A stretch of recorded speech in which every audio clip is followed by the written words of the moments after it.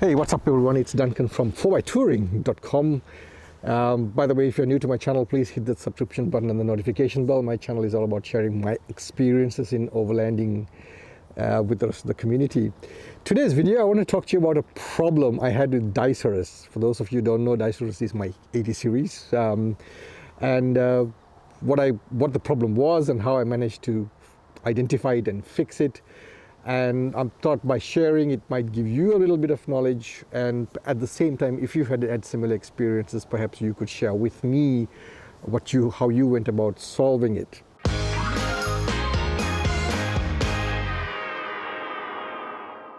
So Diceros is not our daily runner. Some of you who've been following me for a while would know that it stays parked until we go on a road trip or go out somewhere.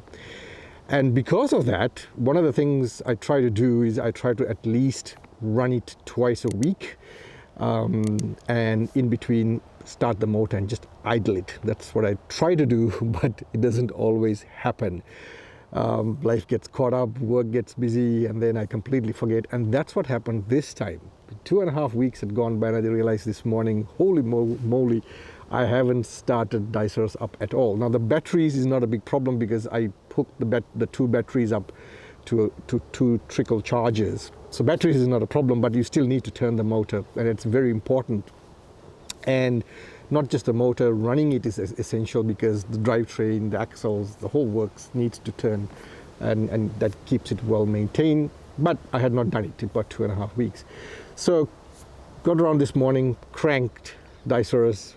Engine was turning, the starter motor was turning very freely, but not firing up. And that got me very concerned. So I tried it a couple of times, same thing, the engine's turning, it's not firing up. Which is very unlikely because usually Diceros, when I crank it, maybe 2 turns the most and it fires up. So that got me very worried. Now, how do I identify this? Now, I am not a mechanic. Whatever little I know when it comes to motors and mechanical things is things that I've picked up along the way over the years, and that's it. I don't know anything else. So I kind of tried to figure out what could be going wrong, and every time I cranked, one thing I noticed was I could get this smell of petrol. Now again, for those of you who don't know, Diceros is a petrol motor, not a diesel. And I could get this smell of unburned petrol. So that told me there is fuel supply coming in, so it's not a fuel starvation problem. So there is fuel coming through. So the problem is most likely electrical. That means it's not firing up. There's no spark happening. So that kind of helped me to kind of try and narrow down where the problem could be. Now, one of the nice things about these older vehicles is there's very, very little electronics. So it's, so you could kind of try and zone in on what the problem could be. And to me, I felt it was electrical. So the next thing I thought was maybe it's something to do with the distributor, because that's pretty much where the spark happens and gets the motor fired up. So one of the things I have learned over the years is that when, especially older vehicles, petrol motors in particular, when they stay parked for a while, and if there's moisture buildup, if it is not a very dry climate and there's moisture buildup, particularly if the distributor is a bit old, as it is the case with Diceros, then that moisture buildup could create a problem in the spark. So, and it's last 2.5 weeks, it's been raining buckets here, especially in the Adelaide Hills. It's been raining buckets, and Diceros doesn't stay parked inside a closed garage, it's in a carport. So it got me thinking that it could perhaps be that. So let me try and look into that. So I got myself my WD-40 spray and spread it to wherever moisture could get into the distributor. Left it for a little while to do its job, came back, cranked it, same problem, wouldn't start. So that got me even more concerned, and I sort of started doing some visual checks to see if there's anything else that could result in maybe perhaps moisture or something going wrong. And then I noticed something which I'm very upset with myself, because I should have noticed a long time ago, because I do regular checks on Diceros, and that is this unit here. Now, this is a sensor that Again, I don't know the technical words, so forgive me for that. But this is a sensor that senses the airflow that's going into the manifold. And I noticed that the sensor here, the cabling was exposed. On later on, checking on the internet, I realized that this should really have a rubber boot or a plastic boot that covers up the whole connection. And it was not there. That means it's never been there. It's from the time I bought, it's never been there, and it was exposed. So I thought, okay, maybe that's where the problem is. I wasn't sure at that point for 100%, but I thought perhaps that could be where the problem is. So what I did was, again, took the spray and sprayed it to the contact points here. Left it for about 10 minutes or so, came back, cranked, and what do you know, 2 turns, bang, it fired up.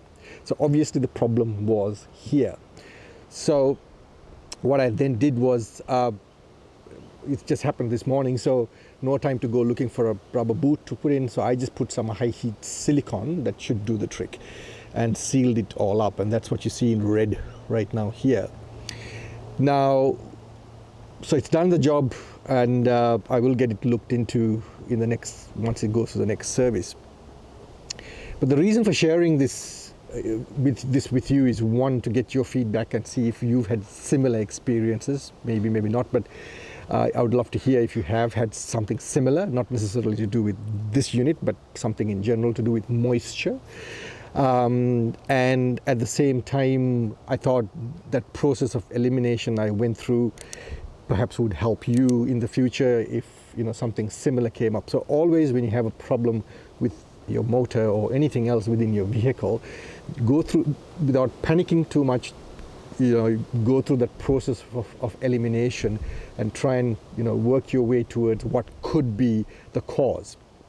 Now, I hope that this video was useful in that sense. Again, like I said, I'd love to have your feedback.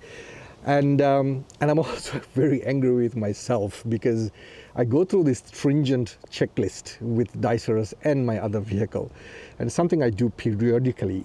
And by the way, that checklist is available as a free download on my website. It's 4xtouring.com. Go to the downloads menu, pull it down, and then you go in there. It's a free download, so if you like, get hold of that. And one of the things I've listed in that checklist is to check for exposed wires, and I didn't do it. So I'm very upset with myself, but at least I'm glad I learned that lesson. So that means in the future I will be a little bit more stringent with my checks. So I hope you found it useful. If you liked it, please do give it a thumbs up. If you haven't subscribed already, please do subscribe to this channel. I bring out a video every single week, and share and give it a like, because that's what helps me get the videos trending on YouTube. So thanks for watching, everyone. See you again in another video real soon.